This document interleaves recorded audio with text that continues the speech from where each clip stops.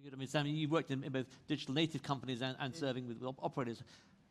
How do you see that perspective of the step out, the culture change, and how you combine those two? No, I think,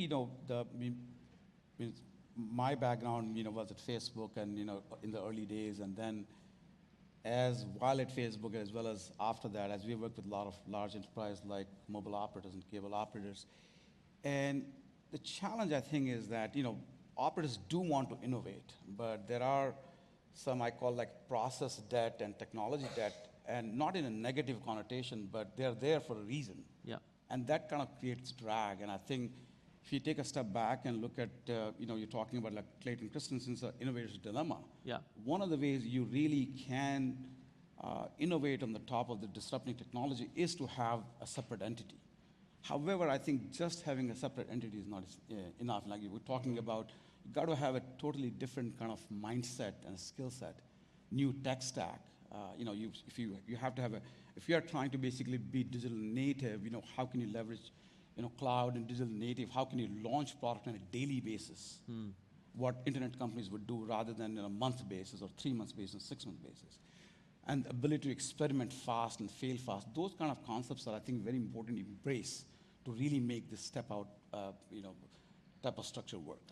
If I look at the way one moves away from that product push to be more customer-centered, part of that model is to really help solve problems for customers, really understand the customers and how you solve problems.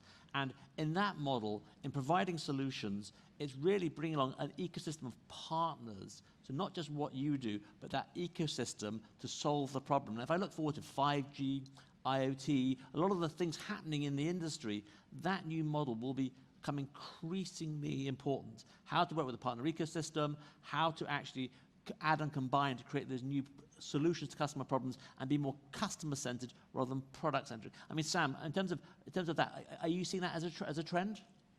Yeah, we do. You see the rate of innovation is accelerating. And it's very difficult for one company to be best in class for everything on a sustainable basis. So the partnership is a good model to really try to leverage benefits of different technologies. However, in order for the partnership to work, you got to really where you are. And we define partnership at 3 levels. At the top level, it's a very light touch, which is like a co-marketing agreement, which you cross-sell and upsell. It's really not giving a new product to the users.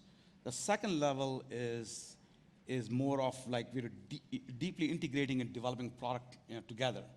For example, like softwareization of automobiles. And that's basically a much tighter integration where a product is created which is very different than what you had in a software and automobile, and you combine them together. It's a totally new product, totally new experience. The third level, which I think is much deeper level, is you take a product and evolve into a platform, which is what WeChat has done successfully. Certainly a lot of folks won't know here in the US, and that Google has done with very Play stores, and Apple has that.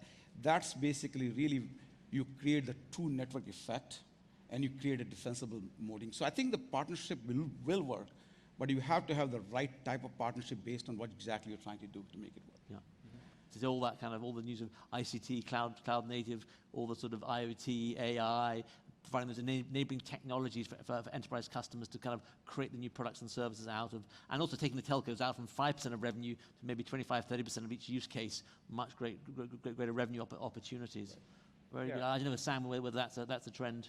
I think, I completely agree. I think some of what we see is there's a long tail of this SMB, small and medium-sized business, which I don't think has been really catered by a lot of the digital trends which operators are doing. There's a significant opportunities. Specifically also, I think this is a growth opportunity for mobile and cable operators to apply some of the digital principles which we are embedding for consumers. I think can very well be applicable for the SMBs as well.